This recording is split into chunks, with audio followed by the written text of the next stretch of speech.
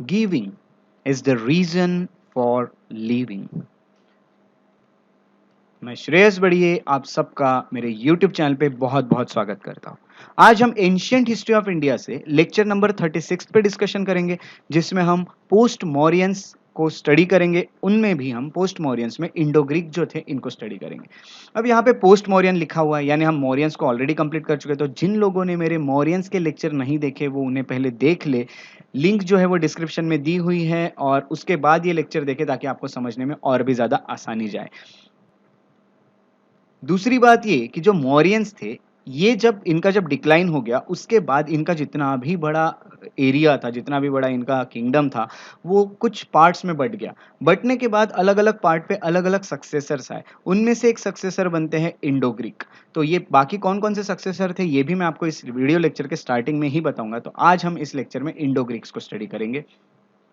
अगर आपको कोई भी डाउट हो तो आप मुझे इंस्टाग्राम पे पूछ सकते हैं, ये मेरा इंस्टाग्राम आईडी। आप और अपडेट्स चाहते तो आप फेसबुक पेज को लाइक कर सकते हैं या फिर टेलीग्राम चैनल को भी ज्वाइन कर सकते हैं। मेरे यूट्यूब चैनल को सब्सक्राइब करें और बेल आइकॉन को प्रेस करें ताकि आने वाले वीडियोस के नोटिफिकेशन आपको मिलते रहें। सो इंडो ग्रीक ये पार्ट शुरू करने से पहले मैं आपको एक बेसिक इन्फॉर्मेशन दे देता हूँ अबाउट सक्सेसर्स ऑफ मौर्यंस। तो मौर्यंस के जो सक्सेसर थे, देखिए मैं आपको जैसे कि प्रीवियस लेक्चर में आपको बता चुका हूँ, जो मौर्यंस थे उन लोगों का डिक्लाइन कैसे हुआ था। सो डिक्लाइन कैसे हुआ था ये आपको पता है जरूर। तो बाद के जो रूलर्स थे वो वीक थे। अगर हम देखेंगे तो मौर्यंस के अंडर बहुत बड़ा इंडिया का एक एरिया था। अगर हम देखते हैं तो बहुत बड़ा यूनाइटेड इंडिया एक बनाया हुआ था मौर्यंस ने। पर बाद में जब वीक रूलर्स आए तो ये जो किंगडम था उसका बंटवारा होने लगा, और बंटवारा होने के बाद छोटे छोटे किंगडम्स जो थे, छोटे छोटे जो एरियाज थे, इस पे अलग अलग लोगों ने अटैक किया और उसको अपने कब्जे में ले लिया, उसको कैप्चर कर लिया वो एरियाज को। इसीलिए मौर्यंस जो थे ये पूरी तरह खत्म हो गए धीरे धीरे। तो मौर्यंस के जो भी सक्सेसर बने, ये कुछ दो तरह के सक्सेसर्स में इनको डिवाइड किया जाता है। एक बनते हैं नेटिव सक्सेसर और एक बनते हैं फॉरेन सक्सेसर। नेटिव सक्सेसर यानी ऐसे किंगडम्स जो इंडिया के ही थे, उन्होंने मौर्यंस के जितने भी रूलर, जितने भी एरियाज थे उस पर अटैक कर लिया और उसको जीत लिया। तो नेटिव सक्सेसर ऐसे बनते हैं। और फॉरेन सक्सेसर ऐसे थे जो बाहर से आए थे। यहाँ जैसे इंडो ग्रीक आपको किंगडम दिख रहा है, बाहर से आए थे, इन्होंने अटैक किया था और ये पार्ट जीत लिया था। सो इस तरह से दो सक्सेसर बनते हैं मौर्यंस जाने के बाद। सो देखते हैं नेटिव सक्सेसर में हम किस किस को स्टडी करते हैं एंशियंट इंडिया में। सुंगा एक बनते हैं, एक कानवास डायनेस्टी बनती है, एक सातवाहन डायनेस्टी बनती है, एक छेती या फिर छेदी डायनेस्टी बनती है। फॉरेन सक्सेसर भी चार तरह के हमें देखने मिलते हैं। एक बनते हैं इंडो ग्रीक, एक बनते हैं शकाज, एक बनते हैं पार्थियंस और एक होते हैं कुषाण। सो इस तरह से इतने लोगों ने बांट लिया था। एक तरह से हम देखते हैं तो जैसे इंडो ग्रीक के बाद शकाज आए, पार्थियंस आए, कुषाण आए, तो ये सब चीजें हम यहाँ पे पढ़ने वाले हैं। तो ये मौर्यंस के बाद के पूरे किंगडम्स है या फिर रूलर्स है जो इंडिया में आके रूल करते हैं, और इंडिया का ये सब लोग कहलाते हैं पोस्ट मौर्यंस। सो इनमें आज हम जिनको स्टडी करने वाले हैं वो होते हैं इंडो ग्रीक। सो इंडो ग्रीक हम आज स्टडी करेंगे। इंडो ग्रीक सबसे पहले शुरुआत करेंगे। इंडो ग्रीक जो है, इसमें मैं सबसे पहले आपको बता दूं कि हम इंट्रोडक्शन से लेके हर चीज़ यहाँ पे स्टडी करने वाले, इवन डिक्लाइन कैसे हुआ इंडो ग्रीक का ये भी हम स्टडी करेंगे। सो सबसे पहले मैं आपको मैप दिखा देता हूँ एक बार। मैप में आप देख सकते हैं कि ये जितना भी रीजन है ये मौर्यंस जाने के बाद का है। तो यहाँ पे ये जो आपको पूरा एक एम्पायर दिख रहा है, ये जो आपको किंगडम दिख रहा है, ये इंडो ग्रीक का है। तो इंडो ग्रीक ने इतना बड़ा जो रीजन था इसको अपने अंडर ले लिया था। यहाँ पे आप देख सकते हैं। तो ये पूरा जो रीजन था ये इंडो ग्रीक का होने के साथ साथ हम ये आज के लेक्चर में इंडो ग्रीक को स्टडी करेंगे। अब हम देखते हैं इंट्रोडक्शन। इंट्रोडक्शन में सबसे पहले हम ये जान लेते हैं कि after the decline of Mauryas, है ना, जैसे कि मैं आपको बता चुका हूँ, मौर्य जो था वो, तो नॉर्दर्न इंडिया जो था वो अलग अलग पार्ट्स में स्प्लिट हो गया। यहाँ पे आप इस मैप में भी देख सकते हैं। जो मगध रीजन था, यहाँ पे जो मगध रीजन है, ये मगध रीजन जो यहाँ आता है, मगध रीजन जो है वो उसमें शुंगा जो थे, सुंगा लोगों को मिल गया और 185 बीसी के आसपास सुंगा उस पावर में आ गए मगध रीजन के। उसके बाद देखते हैं कि जो कानवाज थे, कानवाज सुंगाज के बाद कानवाज आ गए। तो कानवाज आ जाते हैं उस रीजन में, है ना, सुंगा को हरा के।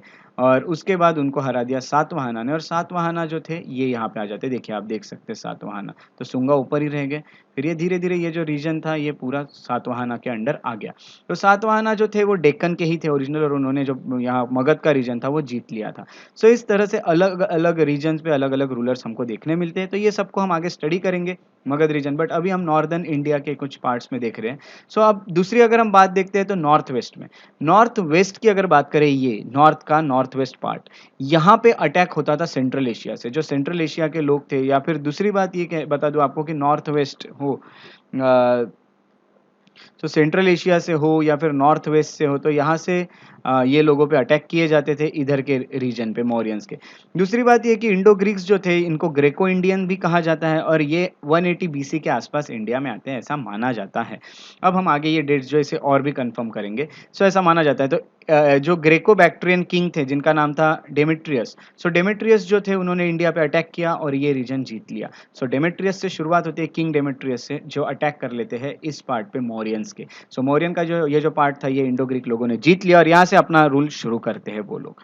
उसके बाद हम देखते हैं कि अलेक्जेंडर ने भी एक बार इन्वेड किया था, ग्रीक से ही थे, आपको ये भी पता है। अलेक्जेंडर पे मैं अलग से एक मेसोडोनियन या फिर अलेक्जेंडर का इन्वेजन भी हम लेक्चर ले चुके हैं। तो अलेक्जेंडर के बाद अगर हम देखते हैं तो नॉर्थ वेस्ट पार्ट जो है सब कॉन्टिनेंट का, उसको काफी लोगों ने अटैक किया था, जैसे कि सेलिकस निकेटर। सेलिकस निकेटर के बारे में मैं आपको बता चुका हूँ कि अलेक्जेंडर के वो एक जनरल थे जिन्होंने, अलेक्जेंडर जब वापस लौट गए तो सेलिकस निकेटर ने अटैक करके वो रीजन जीत लिया था। अब ये थोड़ा सा हम बैकग्राउंड में जा रहे हैं और ज्यादा बैकग्राउंड में। उसके बाद यहाँ पे बनाया जाता है सेल्यूसिड एम्पायर। सेल्यूसिड एम्पायर जो था ये सेलिकस निकेटर का एम्पायर था, ये एक एम्पायर बनता है। उसके बाद सेल्यूकस का जो कॉन्फ्लिक्ट था वो चंद्रगुप्त मौर्य के साथ हुआ, ये हमने पिछले लेक्चर में पढ़ा हुआ है।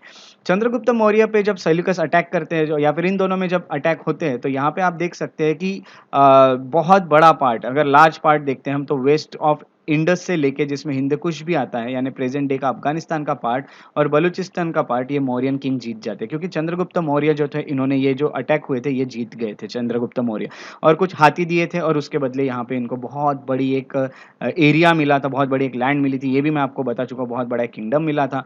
सो ये चीजें हम तो पढ़ चुके हैं। तो सेलिकस निकेटर का जो कॉन्फ्लिक्ट था चंद्रगुप्त मौर्य के साथ, उसमें चंद्रगुप्त मौर्य जीत जाते हैं और सेल्यूकस निकेटर जो है वो हार जाते हैं। उसके बाद हम देखते हैं कि धीरे धीरे क्या हुआ, तो मेगास्थेनिस जो थे वो चंद्रगुप्त मौर्य के कोर्ट में भी भेजे गए, ये भी हमने चीजें देखी। और ग्रीक रेसिडेंट जो थे मौर्यन कोर्ट्स में आके रह रहे थे, उनमें से कुछ नाम है, डिमैकस हो गए या फिर डायोनिसियस हो गए, डायोनिसियस या फिर डेमाकस, ये भी कुछ लोग थे जो दरबार में आके रहते थे, जिस तरह से मेगास्थेनिस रहते थे। मेगास्थेनिस का क्या महत्व है मैं आपको ऑलरेडी बता चुका हूँ, उन्होंने इंडिका लिखी है जो एक सोर्स बनता है मौर्यन एम्पायर के जानकारी का। उसके बाद दूसरी बात ये बता देता हूँ कि जो ग्रीक पॉपुलेशन थी वो जो नॉर्थ वेस्टर्न पार्ट में रहती थी, उन्होंने उन ये चीजें हमको पता चलती है एग्जैक्टली जो मौर्यन एम्पायर के जो जो अशोक थे, अशोक एक रूलर थे, उन वो जो भी एडिक्ट्स लिखते थे रॉक पे, जितनी भी चीजें वो लिखते थे, वो चीजों से हमें पता चलता है कि Greek population north west part में ऑलरेडी रहती थी जब मौर्यंस थे तभी भी, यानी इंडिया के नॉर्थ वेस्ट में ग्रीक रहते थे। तो धीरे धीरे तो वो अटैक कर ही सकते थे, जब जैसे जैसे मौर्यंस के जो रूलर्स थे वो वीक होते हुए दिखेंगे उसके, यानी अशोक के बाद हम कह सकते हैं।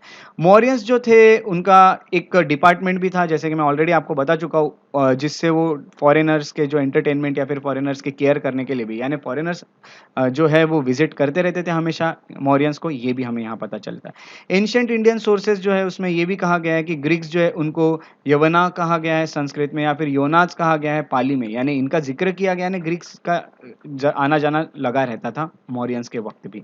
अब ये सब लगा हुआ रहता था, कॉन्टैक्ट्स बहुत अच्छे थे, मौर्यन पीरियड से ही ग्रीक के कॉन्टैक्ट्स थे। उसके बाद हम देखते हैं तो जैसे जैसे मौर्यन रूलर्स थे ये वीक होते गए, तो उसके बाद ये लोगों ने अपना जो किंगडम था इसे एस्टैब्लिश करना शुरू किया, और यहाँ पे आते हैं पहला किंगडम जिनका नाम है Indo Greek kingdom. Indo Greek kingdom जो है, इसकी जब हम शुरुआत करते हैं तो सबसे पहले आपको ये बता दूं कि इंडो ग्रीक किंगडम जो है इसको रूल किया था ओवर 30 हेलेनिस्टिक ग्रीक किंग्स, है ना। तो इतने 30 राजा अब तक रूल कर चुके हैं इस इंडो ग्रीक किंगडम को। सो नॉर्थ वेस्ट में ये कहा जाता है, तो नॉर्थ इंडिया में from 2nd century BC to the beginning of 1st century BC इतने लोगों ने रूल किया हुआ है। बट अगर हम देखते हैं तो हमें बहुत सारे लोगों को यहाँ पे स्टडी करने की जरूरत नहीं है, 30 से भी ज्यादा लोगों ने यहाँ पे रूल किया हुआ है ना। तो ग्रीक यानी हेलेनिस्टिक भी कहा जाता है उनको। सो हमारे एग्जाम पॉइंट ऑफ व्यू से जितना जरूरी है उतना हम यहाँ पे स्टडी करने वाले हैं। उसके बाद मैं आपको ये बता दूं, जो किंगडम था started when Greco Bactrian king Demetrius, तो मैं ये आपका इनका नाम ऑलरेडी आपको बता चुका हूँ। डेमेट्रियस जो थे, जो कि सन थे एथिडेमस फर्स्ट के। सो इन्होंने यहाँ पे अटैक करके इंडो ग्रीक किंगडम के इंडिया में शुरुआत की थी। अराउंड 180 बीसी की ये बात है, और उन्होंने सदर्न अफगानिस्तान को जीत लिया था और पंजाब का कुछ पार्ट भी यहाँ पे जीत लिया था, ये हम यहाँ पे देख सकते हैं इस मैप में। उसके बाद दूसरी बात ये बता दूं कि इंडो ग्रीक किंग जो थे imbibed Indian culture and became political entities with a mix Greek and Indian culture, है ना। तो वो जो इंडियन कल्चर था उसमें ढल गए, और ये जो इनका कल्चर दिखता था ये एक मिक्स कल्चर दिखता था, इंडियन और ग्रीक का मिक्स कल्चर, इसलिए इसको इंडो ग्रीक कहा जाता है ना, तो इंडियन भी और ग्रीक भी, इस तरह का ये कल्चर था। ऐसे इस तरह से वो ढल गए इस कल्चर में, इंडियन कल्चर में। So about 25 years Indo Greek kingdoms जो थे वो अंडर एथुडेमिड रूल रहे हैं। उसके बाद धीरे-धीरे नए-नए जो रूलर्स थे वो आते गए। सो ये सब चीज़ें यहाँ पे हमें बहुत ज़्यादा इम्पोर्टेंट नहीं है, बट रूलर का मैंने आपको एक नाम बता दिया। उसके बाद इंडो ग्रीक के बारे में जो मेन इम्पोर्टेंट बात है वो ये है कि इंडो ग्रीक जो थे वो फर्स्ट रूलर्स थे जिन्होंने इश्यू किया था गोल्ड कॉइन इंडिया में। कभी-कभी एग्ज़ाम में ये क्वेश्चन आता है। ये वन लाइनर क्वेश्चन आता है कि पहले सबसे पहले किसने इंडिया में गोल्ड कॉइन्स का इश्यू किया था, इश्यूएंस दिखाया था या फिर इश्यू किए थे गोल्ड कॉइन्स को, तो उसका आंसर है इंडो ग्रीक्स। अब इसमें कोई आपको कंफ्यूजन की जगह नहीं रखनी है। कहीं कहीं पे कुषाण भी दिया हुआ है, बट कुषाण जो है वो इसके एविडेंस बहुत ज्यादा नहीं है या फिर ये चीज प्रूव नहीं हो पा रही है, बट इंडो ग्रीक्स तो थे, ये चीज यहाँ पे प्रूव होती है काफी सारी एविडेंस से। सो हमें याद रखना है कि गोल्ड कॉइन इशू करने वाले इंडो ग्रीक थे।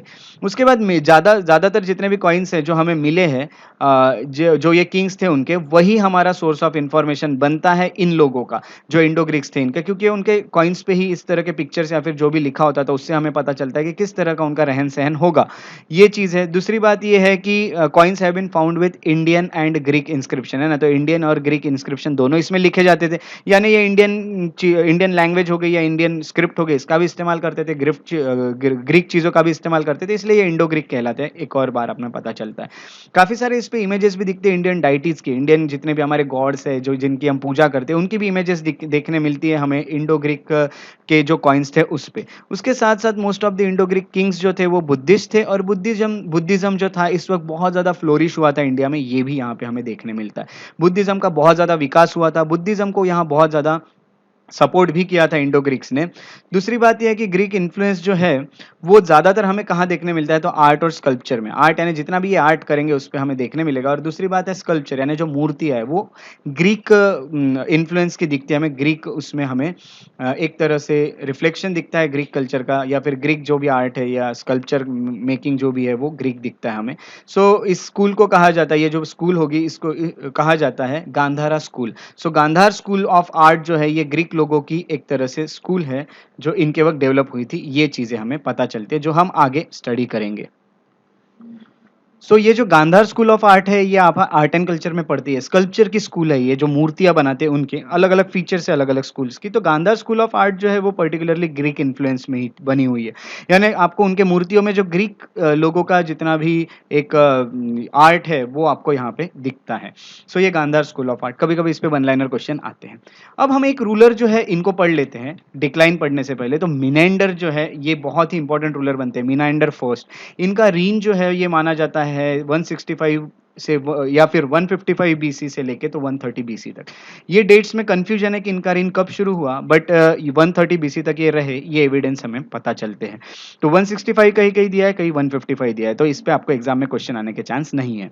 सो ये एक इनका रीन माना जाता है। उसके बाद हम देखते हैं कि मिनेंडर फर्स्ट जो थे सोटर, इनका ये पूरा नाम है, और वाज आल्सो नोन एज मिनेद्रा।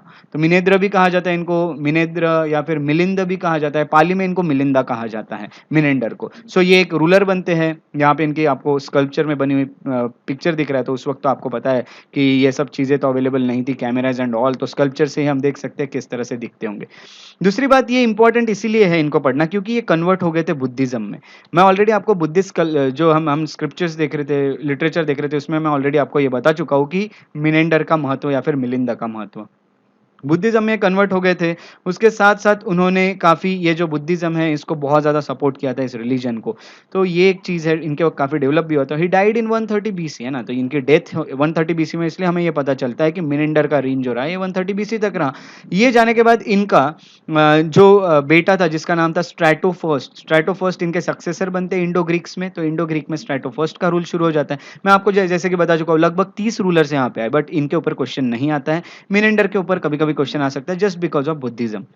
दूसरी बात ये है कि मिलिंदपना, मिलिंदपना जो है ये 100 बीसी के अराउंड इसे बनाया गया, एग्जैक्ट डेट हमें अभी इसके रिकॉर्ड्स हमारे पास नहीं है।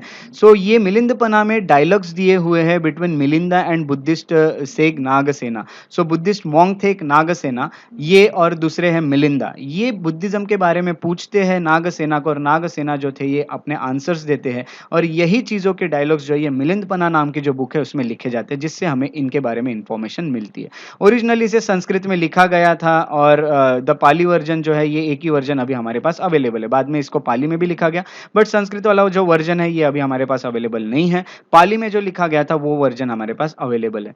हम ये भी देख सकते हैं कि जो मिलिंद थे, इनके जो भी काम, जो भी इनके वर्क थे जितने भी, जैसे कि वो वाइज थे, बहुत ज़्यादा लर्न थे, उसके साथ साथ एबल किंग थे, है ना, बहुत ज़्यादा एक अच्छे योद्धा या फिर अच्छे राजा माने जाते थे। तो ये सब चीज़ें हमें मिलिंद पन्हा से पता चलती है।